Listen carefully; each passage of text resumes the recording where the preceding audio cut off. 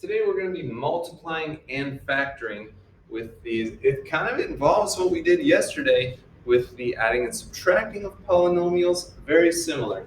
But let's warm it up a little bit and use your brains on this one. 3 times 302. If we kind of think of it as our old classic way of doing long multiplication, 3 times 2 is 6, 3 times 0 is 0, 3 times 3 is 9. So we have 906. Not a problem. 41 times 7. 7 times 1 is 7. 7 times 4 is 28. So we have 287. For this last one, I'm going to have to scooch over. 9 times 504.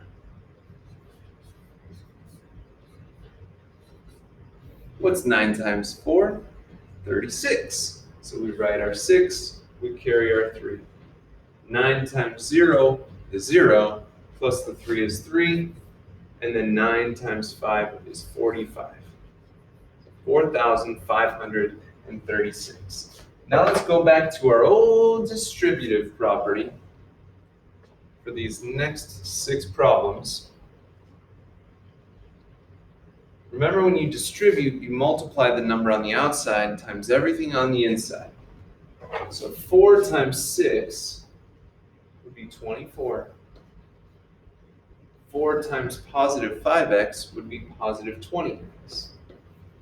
Now that's all they wanted you to do here, but let's get in good habits now. Putting it in standard form, the x would come first. So it would be 20x plus 24. Because remember, standard form, you go highest degree first, and then you work it down. And regular numbers like 24, those have the 0th degree, so those will always be your last term. Number 5, if we distribute a negative 8, negative 8 times positive 2y would be negative 16y, and negative 8 times positive 1 would be negative 8. All right, now we have the 5 behind here. You very rarely see that. Usually it's in front. So this is just kind of making you aware that it could be behind as well. So we'll do 5 times 5v, which is 25v, and 5 times negative 1 is negative 5. Great. Last ones. 7 times p, come on, we know that's 7p, Mr. Plant. And 7 times negative 2, negative 14. Same thing here, the 9's behind. Okay, 9 times 6 is 54, and 9 times negative x would be negative 9x. You gotta remember, positive times positive is positive, negative times negative is positive, but anytime you have a positive and a negative that you're multiplying, it always comes out negative.